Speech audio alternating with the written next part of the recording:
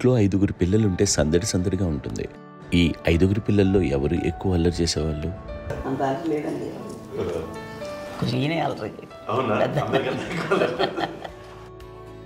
అమ్మ ఇక్కడ ఒకటి అల్లరికి, హుషారుకి, చలాకితనానికి, చిలిపితనానికి ఆ తేడా తెలుసుకుని చెప్పమ్మా. అల్లరంటే ఇప్పుడు నా ఇమేజ్ ఏమైపోద్ది, అల్లరంటే అల్లరుడు అని, నేనేమో చాలా రావుడు మంచి బాలుడు అనేలాగా నా ఇమేజ్ ఇది. నేను అలాగే చెప్తుండేవాడిని. నా ఉద్దేశం అదే. నేనేమో అల్లరి నన్ను అంటే చలాకితనం, అమ్మ అల్లరు అనుకునేది లేదండి. ఎక్కువ హుషారు కానీ చాలా బాగుండేవాడు అబ్బాయి. ఇంట్లో పనులన్నీ మీకు సాయంగా ఉంటాయి? అవునండి, వాడే చేసేవాడు. అది ఇంట్లో ఎవరు ముట్టుకునేవాడు కాదు. మా నాగబాబు అస్సలు ముట్టుకునేవాడు కాదు. అన్నిటికీ నాకు ఆయన సహాయమే పాపం. నాన్న ఆయన ఉద్యోగం వెళ్ళిపోయారు. నేను పాక్కుంటూ అలాగా వెళుతూ వెళ్ళిపోయాను. నాకు తెలియదు. తర్వాత అమ్మ చెప్తుంటే నేరుగా మాత్రం కొన్ని కమ్మర కోలు ఉంది. ఒక అది పెట్టి అది ఏడు కూర్చోతా ఏడుస్తున్నాను రోడ్డు మీద. వెళ్ళేసరికి వాళ్ళు 3 years సో నన్ను వాళ్ళు తీసుకెళ్ళి వాడు కమ్మరకులో కూర్చోబెట్టాడు. ఇక్కడికి ఏడుస్తాను, ఎవరికి వెళ్ళాడో తెలియదు వాళ్ళకి. సో అది ఒక గంట పోయిన తర్వాత అమ్మ ఎత్తుకుంటూ వాడు వచ్చి వాడు చిన్నబిడ్డ అనిపిస్తారు మొత్తం తెచ్చి అది వాడు చూసి ఈ అబ్బాయి అన్నారు. కాదు అనేసింది.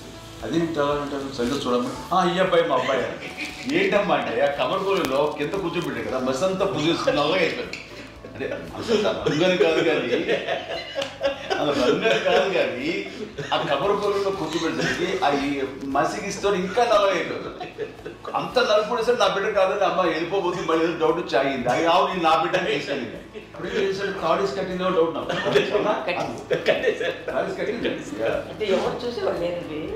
అమ్మేమో అల్లరు అనుకునేదండి. నాకేమో చిన్ననాటి మహాభాగవతం కృష్ణుడి కార్యక్రమం అనుకుంటాను. ఆయన మహానుభావులు అయ్యే వాళ్ళందరికీ ఆ లక్షణం ఉంటుందేమో వచ్చినప్పుడు. కొన్నిదల కుటుంబ సభ్యులు మంచి రుచులను ఆస్వాదిస్తారని, మంచి భోజనాలని ఆనందిస్తారని అందరికీ తెలుసు. చిన్నప్పుడు వీరి ఆహారపు అలవాట్లు ఎలా ఉండేవి? ఇదేవి ఎగిరేవి ఇవి ఎవ్రీ డే 2 పూట్ల ఉండాలన్న. మరి నాగబాబు పాపం ఏముంది, తిన్నట్టు ఇష్టం. మరి అన్ని రకాలుగా నాన్న కోసం చేసి పెడుతుంటే మరి తను అన్ని ఇష్టపడక ఆ తర్వాత లేకపోతే కోపడక ఎలా ఉంటాడు చెప్పండి. 5గురు పిల్లలు అయినా అమ్మా నాన్నలు కొంతమంది పైనే ఎక్కువ దృష్టి పెడతారు. ఈ 5గురిలో మీరు ఎవరి మీద ఎక్కువ ఫోకస్ పెట్టేవాళ్ళు? కళ్యాణ్ బాబు. వాడంటే బాగా, అంటే వాడు ఏది తినేవాడు కాదు అస్సలు. ఆడికి ఏ తింటాడని ఇప్పుడు వాడికి నచ్చకపోతే, నేనైతే నచ్చకపోతే చాలా గోల్ చేసేవాడిని. అన్నయ్యకేమో చాలా అన్నయ్య ఏది పెట్టినా తినేవాడు, అసలు అడ్జస్ట్మెంట్ ఏంటంటే. నాకేమో నచ్చకపోతే చాలా గొడవ పెట్టేవాడిని. తిండి ఇది ఒక అన్నం, ఇదొక కూరలు అని వెళ్ళిపోయేవాడిని. అమ్మకు అమ్మతో తిట్టి నాకు వెజిటేరియన్ ఎలర్జీ ఉండేది, అంటే చిరాకు అనమాట. కళ్యాణ్ బాబు ఏంటంటే తనకి ఇష్టమైన ఫుడ్ ఉంటే తింటాడు సైలెంట్గా, బాగలేకపోతే సైలెంట్గా వెళ్ళిపోతాడు. అమ్మకి ఏమంటారంటే వదిలేమో తన తింటాడు, అటు నిశ్శబ్దంగా నిరసన ప్రకటించేవాడు. దాంతో వాడి గురించి చాలా ప్రొటెక్టివ్గా చూసుకునేది అమ్మ. పైగా చిన్నప్పటి నుంచి కొంచెం వాడు వీక్గా ఉండేవాడు, అంత బలమైన ఇది కాదు. దాని తర్వాత కొంచెం అందుకని అమ్మ వాడిని స్పెషల్గా చూసుకునేది. వాడు స్పెషల్ కిడ్ అయ్యాడు ఇంట్లో. మీ అమ్మగారు మీ అక్క చెల్లెళ్ళకి ఇచ్చిన సలహా ఏంటి?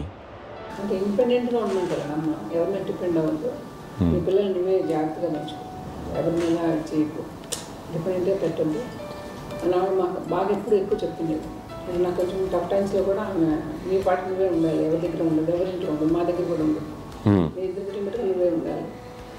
అది కష్టం కదండి అట్లా చెప్పడం? చెప్పారు చాలా తక్కువ చెప్పారు. బట్ నాకు అదే ఇచ్చే ధైర్యం. ఇండిపెండెంట్గా అట్లా ఒకరి దగ్గర ఉంటే నీ గౌరవం తగ్గిపోతుంది, ఎక్కడ ఉండదు. అది చాలా నాకు చాలా ఇన్స్పైరింగ్ ఉండేది మాటలు. అది ఇప్పుడు కూడా అది చాలా హ్యాపీగా అనిపిస్తుంది అని చెప్పింది.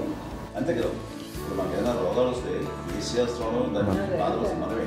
బట్ తగ్గించేవాళ్ళు కన్సర్న్ చూపించే డాక్టర్స్ ఒట్టుకోలు కింద కింద ఉండొచ్చు, కానీ పోరాడాల్సింది మనమే. నాకు సార్ కొంచెం ఏదో ఒక డిప్రెస్డ్ ఇదేదో వస్తే ఫేస్ ఒకటి, నేనేదో ఇంకా మా అందరి నుంచి నేను సపరేట్ అయిపోయినట్టు ఒక సిచ్యువేషన్ వచ్చినప్పుడు అమ్మ నన్ను పట్టుకుని I'm there for your yes.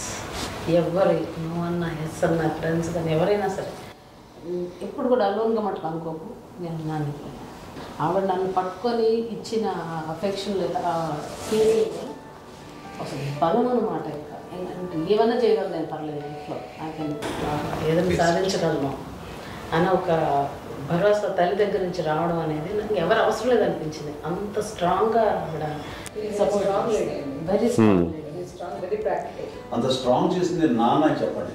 మా పిల్లల విషయంలో మేము కూడా మేబీ అంత స్ట్రాంగ్ కాదేమో, సెన్సిటివ్గా ఉంటాం, కానీ అమ్మ మటుకు చాలా స్ట్రాంగ్గా ఉండి మమ్మల్ని కఠినంగా ఇలాగే ఉండాల్సింది, ఇలా ఉండండి అప్పుడే మీరు నేర్చుకుంటారు. ఇక్కడ అమ్మ పాజిటివ్నెస్ గురించి ఇంకో మాట చెప్పాలి.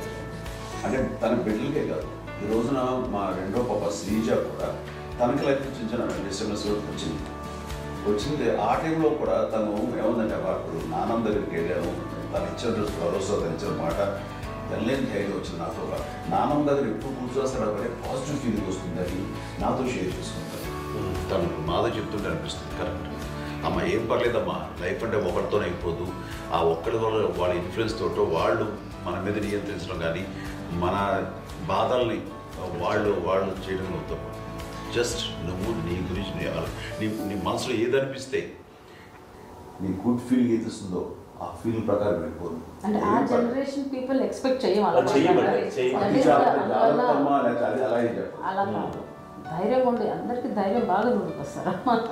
ఫాదర్ కూడా, మా నాన్నగారు కూడా అస్సలు ఎప్పుడు అనేవాళ్ళు, ఎప్పుడు మీరు పెట్టే చెయ్యి మీరు ఎప్పుడు పైన ఉండాలి తప్ప తీసుకుని ఎలా ఉండకండి, చేతులు పెట్టుకొని అనే అట్లాంటివి చెప్తుండేవాళ్ళు. అందుకని మాకు ఇంకా ఇండివిజువాలిటీ మాకు బాగా ఎప్పుడు కూడా ఒకళ్ళని అడగడం అని, ఈవెన్ బ్రదర్స్ని అడగాలన్నా కూడా మాకు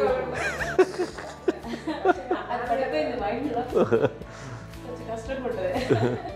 సో నాకు అంటే ఆవిడ మా అమ్మ ఏదన్నా కొంచెం డిప్రెస్ అయినా నేను చాలా ఎక్కువ అమ్మకి షేర్ చేసుకుంటే అన్నయ్య కూడా లేడు. అన్నయ్య ఉన్నప్పుడు ఓకే, లేనప్పుడు నేనే ఎక్కువ షేర్ చేసుకున్నాను. బట్ ద బెస్ట్ థింగ్ మా అమ్మ దగ్గర నుంచి హగ్ అండి. ఈరోజు కూడా మా అమ్మని హగ్ చేసుకోకపోతే అంటే అది నాకు మా అందరిలోనూ, అంటే ఆవిడ పెద్ద చదువుకున్న వ్యక్తి కాదు, పెద్దగా బయటికి వెళ్ళి నా ఎక్స్పోజర్ కాదు, కానీ ఇవాళ అన్నయ్య కానీ విజయ, మాధవి, నేను, కళ్యాణ్ బాబు ఈ రోజుకి టుగెదర్గానే ఉంటాం. మేబీ మాకు కొన్ని విషయాల్లో నాకు మా మాధవ్కి డిఫరెన్స్ ఆఫ్ ఒపీనియన్స్ ఉండొచ్చు, మా చెల్లికి మా అన్నయ్యకి అట్లా ఉండొచ్చు, ఉంటుందండి ఫ్యామిలీ అన్న తర్వాత. కానీ ద ఇన్విజిబుల్ బాండేజ్ మా అమ్మ ఇచ్చింది, ఆ లవ్ అండ్ ఎఫెక్షన్, హగ్, అవన్నీ ఆవిడ నాన్ వెర్బల్ అడ్వైజ్ ఏంటంటే అందరూ అలా కలిసి ఉండాలనేది ఆవిడ నుంచి మేము నేర్చుకోవాలి. అది ఇట్స్ ఇస్ నాట్ వర్డ్లీ, అది నోటి మాట కాదు, అది వెర్బల్గా కాదు, నాన్ వెర్బల్గా చెప్పినటువంటి ఇది. సో అందుకని అది మాకు గొప్ప, మేమందరం ఇప్పుడు అలా ఉండడానికి కారణం, అంత కలిసి ఉండడానికి కారణం, మెయిన్ కారణం మా అమ్మండి. అది సో అందరూ ఉండాలనేది మా అమ్మ అడ్వైస్. ఇప్పుడు కూడా నేను ఎప్పుడైనా ఏదైనా ఫీల్ అయినా, అన్నయ్య ఫీల్ అయినా, లేదు నాన్న అట్లా వదుకు, ఇట్లా ఉండండి, ఇట్లా ఉండి ఇప్పటికీ చెప్తుంది. మేము ఎవరైనా ఎప్పుడైనా మా చెల్లితో గొడవపడ్డా అనుకోండి, నేను అట్లా అనకరా అని ఎట్లాగా అన్న ఏమో లేదులేమ్మా, ఏదో అన్నాను కానీ ఫీల్ అవ్వకమ్మా, మేమందరం కలిసి ఆవిడని అసలు టెన్షన్ పెట్టవండి మేము. సో అలా అది ఆవిడ నేర్పించింది. అలా కలిసి ఉండటం అనేటువంటి బాండేజ్ని ఆవిడ తన ఒక హగ్తో చెప్పింది. అన్నయ్య సినిమా చూడండి, జాదూకి చెప్పాను కూడా, అది మా అమ్మ దగ్గరే ఉందండి. శంకర్దాదాలో చెప్తాడు చూడండి. ఇప్పుడు మోడ్రన్ వర్డ్స్లో చెప్పాలంటే మీ అందరికీ ఆవిడ ఒక వైఫై లాంటిది. Yes, you can say that. Yes. ఇంకొక అడ్వైజ్ కట్టండి, అమ్మ విషయంలో నేను గొప్పగా ఫీల్ అయ్యేది, కానీ చాలామంది పెద్దలు రిటైర్ అయిపోయి విశ్రాంతి తీసుకుంటున్నటువంటి పెద్దలందరూ కూడా ఆచరించే విధంగా ఒక విషయాన్ని నేను గమనించాను. ఇప్పుడంటే నా దగ్గర ఉంటుంది కాబట్టి ఉన్నాను. అమ్మ విడిగా ఇంకొక ఇంట్లో ఉండేది, 9 సంవత్సరాలు నాన్నగారు దూరం దగ్గర నుంచి ఉండేది. 5 సంవత్సరాలు ఒంటరిగా ఉండి నన్ను బిడ్డలందరూ ఎవరు మానవ వెళ్ళిపోయారు, నేను ఒంటరి అయిపోయాను అన్న ఫీలింగ్ అమ్మకు ఎప్పుడు ఉండేది కాదు. తర్వాత బిడ్డలు వాళ్ళ టైం బట్టి వచ్చి చూసుకుంటే సరిపోతుంది. అది వారమా, నెలక, 2 నెలక, అసలు ఒకసారి రాలేని పరిస్థితిలో ఉంటుంది. 5 నెలల పాటు ఇదే ఊళ్ళో ఉండి పక్క విధుల్లో ఉండి ఎవరి పనులు వాళ్ళు బిజీగా ఉండి, ఎవరి షూటింగ్ వాళ్ళు బిజీగా ఉండి, ఎవరి ప్రొఫెషన్లో వాళ్ళు బిజీగా ఉండి, ఎవరి ప్రొఫెషన్లో వాళ్ళు బిజీగా ఉండి, తన సంసారం తను బిజీగా ఉండి అనుకోసారి అమ్మ ఏమీ ఫీల్ అయ్యేది, ఏంటమ్మా రావట్లేదు, అసలు పట్టించుకోవట్లేదు ఏంటి అంటే అంతేలేమ్మా అని ఇలాంటి నిరసన మాటలు కానీ, ఈసరింపు మాటలు కానీ, లేకపోతే న్యూనతాభావం కానీ ఇలాంటివి ఎప్పుడు అమ్మకు లేవండి.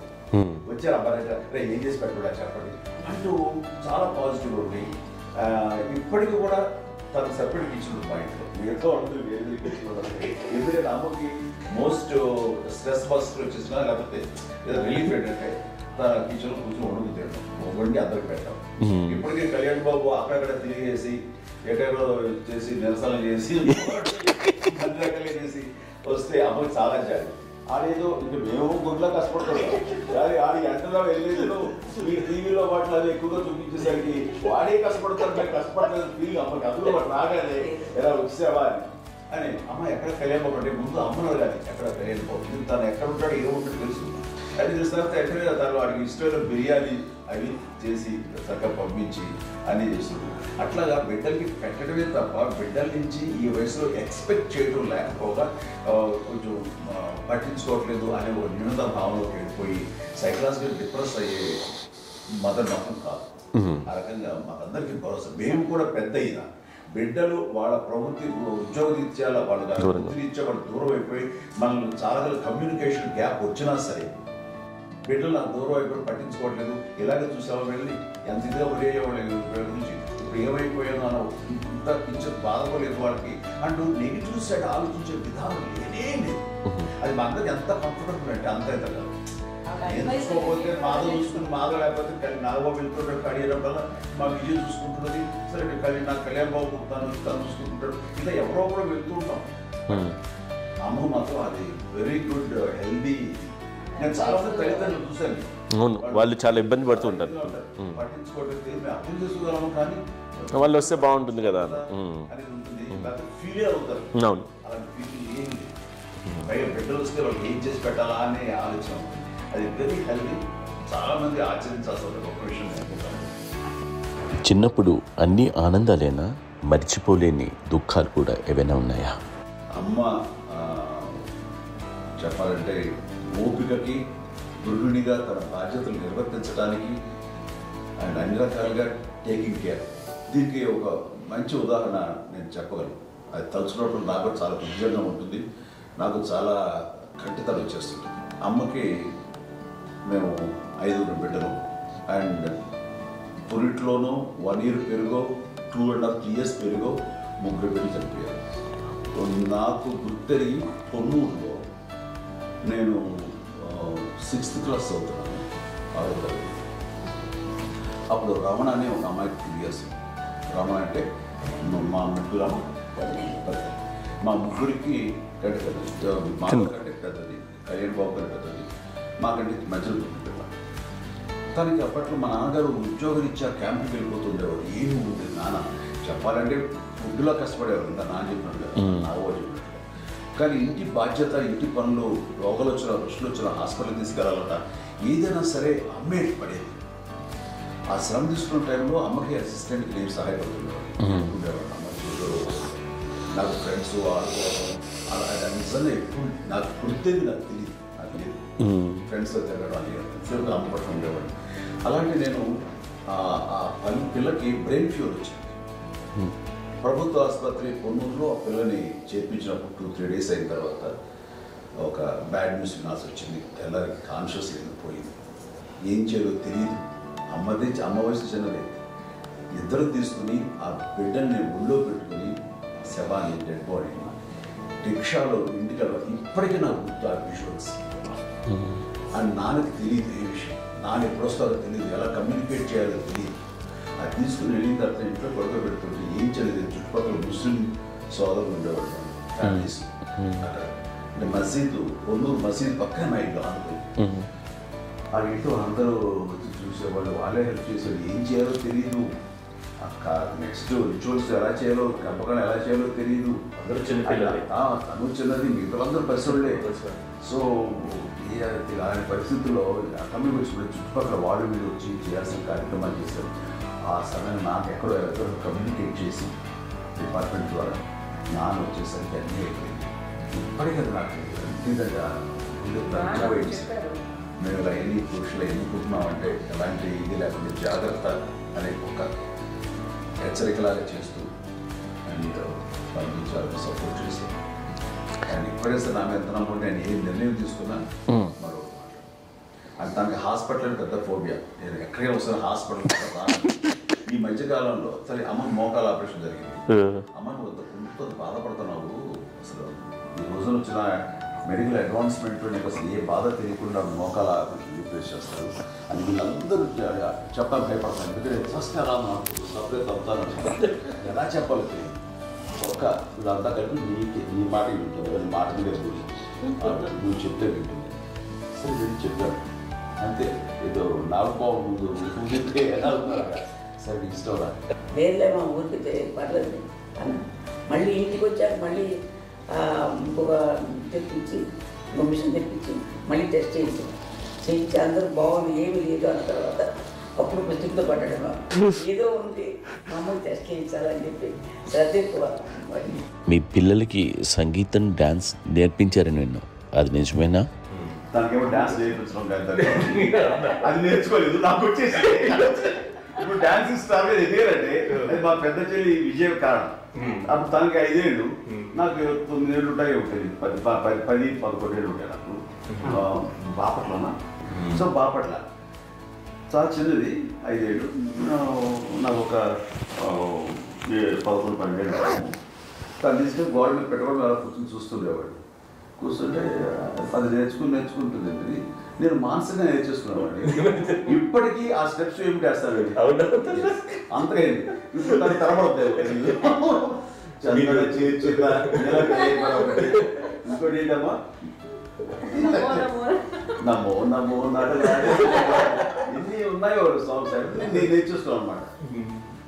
5 పిల్లల్లో ఎవరెక్కువ పని చేసేవాళ్ళు, ఎవరు తక్కువ పని చేసేవాళ్ళు? ఏ పని చేయనండి, చేసేవాడు కదా అని అన్నయ్య చేసేవాడు. అన్ని పనులు అన్నయ్య చేసేవాడు. ఇక మా చిన్న చెల్లి పెద్ద చెల్లి ఎక్కువ చేసేది.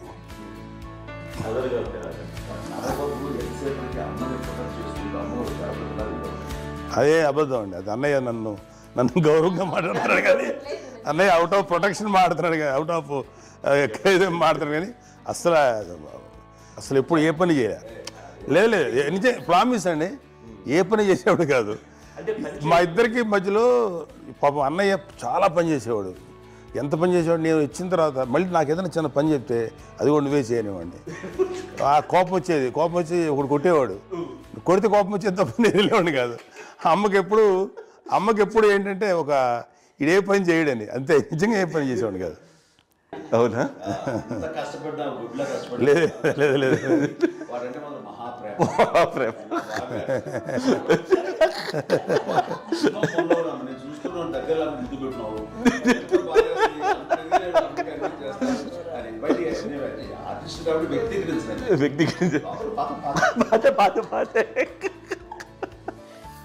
చిన్నది కాబట్టి చివరిది కాబట్టి తనంటే బుద్ధండి, నేను పెద్దోడు కాబట్టి నేను చదివి ఎక్కువ కష్టపడింది కానీ మా నాన్నగారి చేతిలో ఎక్కువ అంటే నాన్న బాగా కోపం ఎక్కువ అనుమానించింది కానీ అన్నయ్య పాపం బాగా దొరికేసేవాడు పాపం. ఒకసారి అంటే మరి మాకే ఏంటి ఇంత దారుణంగా ఉంది నాన్న మీద కోపం వచ్చేది నాకు. నాన్న మీద కోపం వచ్చేది, నాన్న చేసి బాధ అనిపించేది. అమ్మాయి ఏమనేది కాదు. సరే అయినా సరే ఎప్పుడు కూడా పోనీ అంది చేసినా మళ్ళీ తను హైపర్ యాక్టివ్ అన్నయ్య ఫుల్. ఇప్పటికీ ఉన్నాడు. ఇప్పుడు ఈ రోజు కూడా అదే అన్నయ్య సేమ్ హైపర్ యాక్టివ్. యూజువల్గా పెద్ద కొడుకు కొంచెం అంటే సూపర్గా ఒక నిదానంగా ఉంటాడు అంటారు. బట్ అన్నయ్య దానికి జస్ట్ ఆపోజిట్. యూజువల్గా ఆఖరి పిల్లలు హైపర్ యాక్టివ్ ఉంటారు, అన్నయ్య పుట్టడమే భయంకరమైన హైపర్ యాక్టివ్. ఒకప్పుడు అమ్మాయిల్ని ఎక్కువగా బయటికి పంపించేవాళ్ళు కాదు, అబ్బాయిల మీద కూడా అనేక ఆంక్షలు ఉంటూ ఉండేవి. మీ పిల్లల్ని అలా ఆంక్షల మధ్య పెంచారా, లేకపోతే పూర్తి స్వేచ్ఛనిచ్చారా? అంటే మాకు మా నాన్నగారు కానీ మా అమ్మగారు కానీ అండి మాకన్నా చాలా బ్రాడ్ మైండ్ ఉన్న వ్యక్తులండి. ఎందుకంటే పిల్లలు ఎక్కడికైనా బయటికి వెళ్తే ఇప్పుడు మేమైతే భయపడిపోతాం.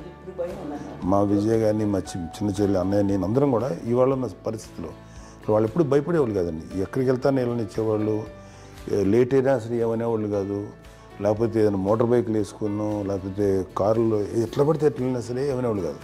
వాళ్ళు తెలియకుండానే మాకు ఒక ఫ్రీడమ్ ఇచ్చారండి.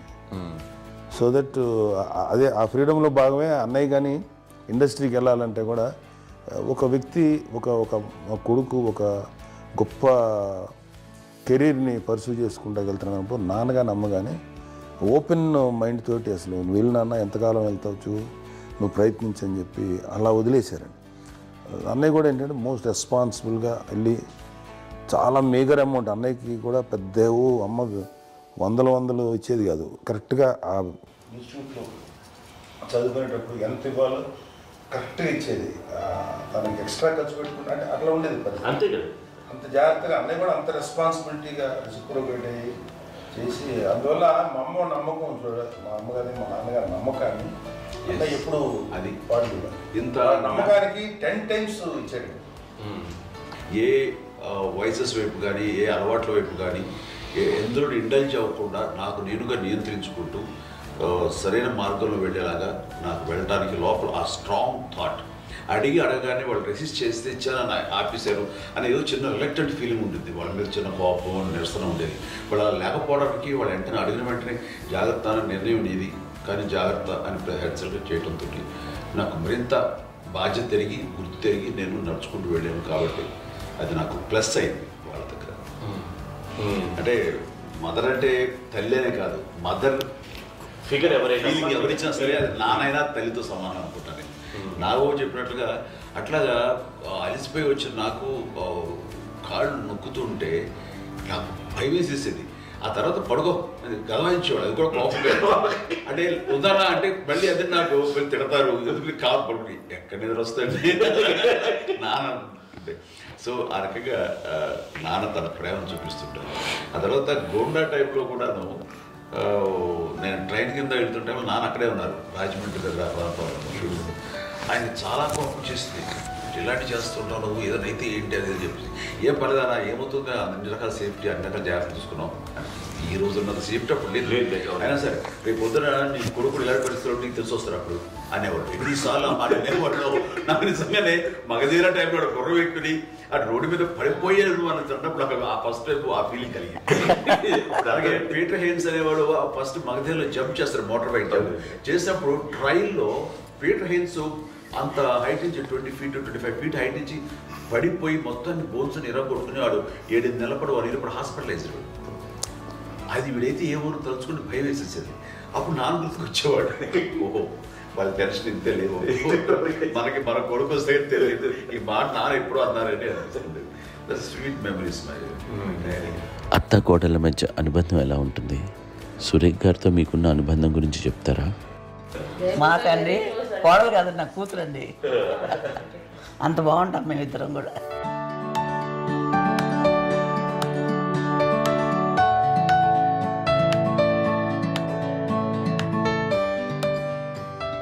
మీది ఒక అందమైన ఉమ్మడి కుటుంబం, అందరూ కలిసి ఉంటారు. ఇంత ఆనందంగా ఉండడానికి కారణం ఏంటి? దీనికి పునాది ఎవరే వేశారు? మా నాన్నగారి క్వాలిటీ నేను ఎగ్జాంపుల్ చెప్పగలను. అమ్మ వాళ్ళ ఇంట్లో పెద్దది, వాళ్ళ నాన్నగారు అంటే మా తాతయ్య గారు ప్రొహిబిషన్ డిపార్ట్మెంట్లో సిఐగానే ఎస్ఐగానే చేశారు. ఏదో మా ఇన్స్పెక్టర్ సిఐ చేసి ఆయన కాలం చెందారు. చాలా ఎర్లీగా 48 years చచ్చిపోయారు. 40 దాదాపు 40 సరిపోతే ఆయనకి అప్పటికి అమ్మ కాకుండా 4 బిడ్డలు. అమ్మ తర్వాత అబ్బాయి తర్వాత 3 ఆడపిల్లలు. వాళ్ళు ఏంటంటే రాకరావడి నాగోప కంటే కూడా చిన్నవాడు. అది ఆ వయసు అంత చిన్నవాడు. అమ్మ మా పిన్నమ్మని మాకంటే చిన్నవాడు. అలాంటి పిన్నమ్మల్ని ఆయన వీళ్ళ నాగ చనిపోయిన తర్వాత తన ఫ్యామిలీ అంతగా నాన్న పెంచారు. నాన్న కూడా అరాపురా శాలరీ మీద బతికేదే తప్ప కూడా కాదు. సో తనకు మిగిలిన దాంట్లో మళ్ళీ ఆ ఫ్యామిలీని చూసుకోవడం, మా అమ్మమ్మని చూసుకోవడం, వాళ్ళ మంచి చెడు చూసుకోవడం. వాళ్ళకు ఇల్లు మాత్రం ఉంది మొగల్తూరులో. ఆ ఇంట్లో వాళ్ళు అద్దెకు వస్తే ఆ కొంచెం డబ్బు నానిచ్చే డబ్బు, అక్కడ పొలం కొనిచ్చారు, ఆ పొలం ఇచ్చే డబ్బుతోటి అంతా బాగా చూసుకోరు తన ఫ్యామిలీ లాగా. అందరూ మ్యారేజ్ కాబట్టి నాన్న ఫస్ట్ సూత్రధారి, అమ్మ కూడా ఫ్యామిలీ బాండింగ్ టుగెదర్నెస్ అనేది స్ట్రాంగ్గా ఉండటానికి నాన్న ఏర్పాటు చేసినటువంటి బీజం అది అమ్మ కంటిన్యూ చేస్తుంది. మేము ఇవన్నీ చూసి మేము నేర్చుకుని మేము టుగెదర్ అందునే we are very rich in terms of emotional bonding. ఇప్పటికీ ఏ కష్టం వచ్చినా ఎవరికి ఏది ఇబ్బంది వచ్చినా సరే మొత్తం అందరం గుమిగూడిపోతాం. ఏ లెవెల్గా వెళ్ళిపోయి మోర్ సపోర్ట్ చేస్తాం. అండ్ వీ డోంట్ ఎక్స్పెక్ట్ ఇంకే అంత చేయకూడదు. ఎస్ ఒకరినొకరు భరోసా. అది మా ఫ్యామిలీ మేము వెరీ స్ట్రాంగ్ అని చెప్పాలి. పెద్దవాడు కాబట్టి అవకాశం నాకు వచ్చింది కాబట్టి అమ్మ ఇది ఎప్పుడు ఎవరు కొన్ని విషయాలు నాగబాబు సపోర్ట్గా ఉంటాడు. నాగబాబు ఉండి వాడు ఉంటాడు భరోసా. అలాగే ఆడపిల్లలు మీ అందరిలోనూ అమ్మని ఎవరు ఎక్కువ జాగ్రత్తగా చూసుకుంటారు? ఎందుకంటే ఎగ్జాక్ట్లీ మేము కూడా గమనించలేని సున్నితమైనటువంటి విషయం, లైక్ హెల్త్ విషయం కానీ, అమ్మ మూడు కానీ, అన్నయ్య ఎంత క్యాజువల్ ఎంత బిజీ ఉన్నా ఆ ఒక అమ్మాయి ఉంటుంది. అలాగే చాలా చిన్న చిన్న విషయాలు కూడా చాలా మెడికల్ ఇంట్రెస్ట్. అందుకని మాకు అన్నయ్య ఉన్నాడు, అన్నయ్య దగ్గర ఉంది అమ్మ అంటే ఇంకా అసలు ఎక్కువ రిలాక్స్ అయ్యాను. అన్న దగ్గరికి వచ్చాక మేము అందరం చాలా కంఫర్ట్ అయిపోయాం. ఎప్పుడు ఎవరు కొన్ని విషయాలు నాగబాబు సపోర్ట్గా ఉంటాడు. నాగబాబు ఉండి వాడు ఉంటాడు భరోసా. అలాగే ఆడపిల్లలు ఇట్లా ఒకరినొకరు కాంప్లిమెంటింగ్ టు ఈచ్ అదర్ అండి. అవి ఒక్కరు కాదండి, అది వాళ్ళు ఆమె చూపించే ప్రేమగా నేను చెప్పగలను. కానీ బట్ దీని అందరూ సూత్రధారి నాన్న తర్వాత అది అమ్మ మెయింటైన్ చేస్తుంది. ఇప్పుడు అమ్మ నా ఇంట్లో ఉంది అంటే మనవలు వస్తారు, మనవరాలు వస్తారు, ఆడబిడ్డలు వస్తారు, వెల్లుబిడ్డలు వస్తారు, ఇల్లు ఎప్పుడు కలకలాడతారు అమ్మ. అది మేమందరం ఆచరిస్తుంటాం పండగలకి పబ్బాలకి. అది నిన్న మొన్న నాగబాబు వచ్చి చాలాసేపు కూర్చున్నాడు. నేను ఇంట్లో లేకపోయినా వచ్చి నాగబాబు కూర్చొని టైం స్పెండ్ చేసి వెళ్ళిపోతుంటాడు. అలాగే చెల్లెలు ఇద్దరు ఆల్మోస్ట్ ఎవ్రీడే మాత వస్తుంటుంది, తను కూడా వస్తుంది. నిన్న సాయంత్రం కూడా వచ్చి ఉంటుంది. అమ్మా మధ్యాహ్నం వచ్చి కదా వచ్చి ఇక్కడే భోజనం చేసుకో అలా ఉంటుందండి. ఈ తరం వాళ్ళకి మీరు ఇచ్చే సలహా ఏంటి? ఉంటే బాగుంటుందండి. పిల్లలు తల్లి కలిసి ఇంకా అక్కడేళ్ళ తమ్ముడు అందరూ కలిసిపోయి ఉంటుంది. అన్నీ అంతా సంసారం నిలబడుతుంది. లేకపోతే ఏముందండి ఇక్కడ వెళ్ళిపోతారు, వెళ్ళిపోతే ఎక్కడ ఎవరు వాళ్ళు అని చాలా ప్రేమలు ఇప్పుడు లేవండి, తగ్గిపోయాయి. మెకానికల్ చాలా మటుకు ఏదో ఇంకా వాళ్ళ పనులు చేసుకోవడం ఏదో జరిగిపోతూ ఉంది అనుకోండి. అంత ప్రేమలు ఎక్కడ లేవండి ఇప్పుడు ఈరోజు. అంటే ఒకప్పుడు ఒకరికి ఇంకొకరు భరోసాగా ఉండేవాళ్ళు, అంటే అందరూ కలిసి సపోర్ట్గా ఇది చేయడం. ఎందుకంటే వీళ్ళ పెద్దనాన్నగారి పిల్లలు కూడా ఆయన చూసేవారు. మా నాన్నగారు అన్నయ్య గారు వాళ్ళ బిడ్డలు కూడా ఇక్కడే ఉన్నారు. వాళ్ళు కూడా అమ్మాయి, వాళ్ళ ఆడపిల్లలు కూడా అమ్మాయి చూడండి. నాన్న ఎట్లయితే తన చెల్లెలు చూసుకున్నారో అట్లే నాన్న తరపు అమ్మగారి పిల్లలు వాళ్ళు చనిపోయారు చెల్లి గారు.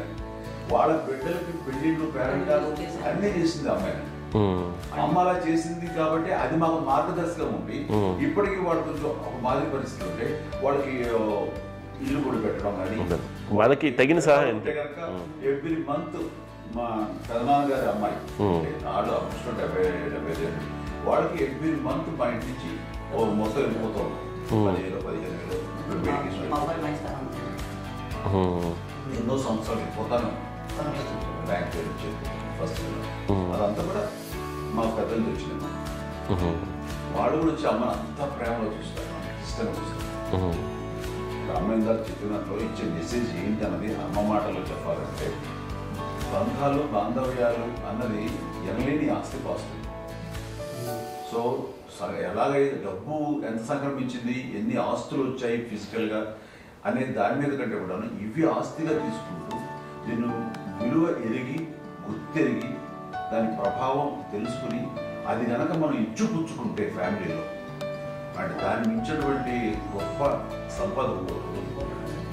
కష్టాలు వచ్చినప్పుడు డబ్బు తీరుస్తుంది కాదండి, కష్టం వచ్చినప్పుడు ఒక భుజం తీరుస్తుంది, ఒక చేయూత తీరుస్తుంది. అది మన బ్లడ్ రిలేషన్ మనలో మనకి అది ఉండటం అనేది అదృష్టంగా ఫీల్ అవుతుంది. అంటే ఒకసారి అమ్మ చూసి నాకు ఎందుకు అనిపిస్తుంది అంటే అది ఎవరి ద్వారా సంగ్రహించడానికి తన ఆ చెట్టు కొమ్మగా కాబట్టి ఆ చెట్టుకే మనం ఆపాదించాలి. ఎక్కడో మామూలుగా ఉండాల్సిన వాడు ఈ రోజున ఈ స్థితిలో ఉన్నాము, ఇంతమందికి లైఫ్ రావటానికి దోహదపడ్డాము, ఇంతమంది కలిసికట్టుగా ఉండటానికి ఇదైంది. అమ్మని చూస్తుంటే నాకు ఎవరు చూస్తుందంటే అబ్బా ఇలాంటి జన్మం మనకు ఎవరికైనా ఉంటుందా? ఇంతమంది మనుషుల చేత కొలవబడేవాళ్ళు, ఆరాధింపబడేవాళ్ళు, అభిమానించబడేవాళ్ళు, ఇంతమంది నా నా వంశం, నా సంపద అని అమ్మ ఫీల్ అంత గొప్ప ఫీలింగ్ ఎవరికి ఉంటుంది? మా చెల్లెలు కూడా వస్తే నేను అనుకోవట్లేదు, సూర్య కూడా ఉంటుందని నేను అనుకోవట్లేదు. అలాంటి గొప్పగా ఇది. అండ్ ఆ రకంగా షీఈ్ వెరీ చాలా గొప్ప జన్మ. అమ్మకి చిన్న మానసికంగా చిన్న ఏదో ఒక డిప్రెషన్ అది వచ్చింది.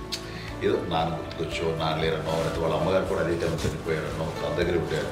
ఏదో ఉన్నప్పుడు మేము అందరం సపోర్ట్గా ఉండి రామా కొన్నాం నా దగ్గర ఉందిగా అని చెప్పేసి అప్పట్లో అమ్మ వేరే ఉన్నప్పుడు ఒకటే మాట, అమ్మ నీలాంటి గర్భం అంటే అంజనమదే గర్భం అని బయట ఎన్నోసార్లు నా ఫ్రెండ్స్ కానివ్వండి, బయట కానివ్వండి, కొన్ని సందర్భాల్లో మీటింగ్లో కానివ్వండి, స్పీచెస్లో కానీ అన్నవాళ్ళు ఎంతోమంది అన్నారు. వాళ్ళ మాట అంటే రీజన్ తెలుసా నీకు? కోటాను కోటల్లో ఎంతమంది తల్లులకు నీకు వచ్చిన అదృష్టం, నీకు లభించినటువంటి గౌరవం ఎవరు లభిస్తున్నావు? బిడ్డలు ఎంతోమంది చేత కొనియాడబడుతున్నారు, ఎంతోమందికి సహాయపడుతూ ఆ రకంగా వాళ్ళందరి యొక్క ఆశీస్సులు పొందుతున్నారు. కానీ ఎంతోమందికి నిరంతరం హెల్ప్ చేస్తూ వాళ్ళ ఇది చూసుకుంటున్నారు. అవి ఆ భగవంతుడు మీరు చేసిన పూజలో ఉన్న ఆ భగవంతుడు మన నెక్స్ట్ తరాలకు కూడా మనకి ఇలాంటిది వారసత్వంగా ఇస్తూ అదే రకంగా కొనసాగించేలాగా మాకు అదృష్టాన్ని ఇచ్చారు. ఇంతమంది ఎవరు నీ నుంచి వచ్చిన వాళ్ళే నీళ్ళు నీ ఎంత గొప్ప గర్భం, ఎంత గొప్ప జన్మ నీది. అలాంటిది నువ్వు ఇలా అవటమేంటి? ఎంతసేపు నీది హై లెవెల్లో ఉండాలి నీ ఫీలింగ్స్గా నువ్వు కానీ. అంటే నువ్వు ఇలాగా కుంగిపోవడం ఏంటమ్మా చెప్పినప్పుడు నిజమే కదా, నేను అవటం ఏంటి? ఇది నీది కాదు, నాది కాదు, నువ్వు నమ్ముకున్న భగవంతుడు నీకు ఇచ్చింది అనుకుంటావు కదా. నువ్వు ఆ భగవంతుడి కృతజ్ఞత తీర్చుకోలేక ప్రతిరోజు ఆయన ధ్యానించు, ఆయన పూజలో ఉండు, నీకు ఆయనే ధైర్యం ఇస్తాడు. అంతేగాని నువ్వు నెగిటివ్ సైడ్ ఆలోచించమ్మా. మా అందరికీ పాజిటివ్నెస్ ప్రివైల్ చేసిన దానివి, ఇచ్చిన దానివి, అందించిన దానివి.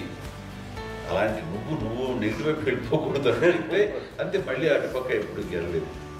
ఆంజనేయ స్వామి భక్తి ఆయనలో ప్రవేశపెట్టి చెప్పాలంటే ఆయనకి నేనే నేను నమ్మిన దేవుడు ఇంట్లో నేనే ఇంట్రడ్యూస్ చేశాను. నానంత ప్రగాఢంగా నమ్మి ఆయన దానివల్ల లబ్ధి పొందారు. ఆయన అందులో మమ్మల్ని మించిపోయిన స్టేజ్కి వెళ్ళిపోయారు. ఆయనతోటి ఆంజనేయ స్వామితో ఇంటరాక్ట్ అవుతూ అట్లా ఆయన నమ్ముకుంటుంది. ఆయన నానంటారు అంతా నా గురువు, నా పెద్ద కొడుకే, పెద్దోడే.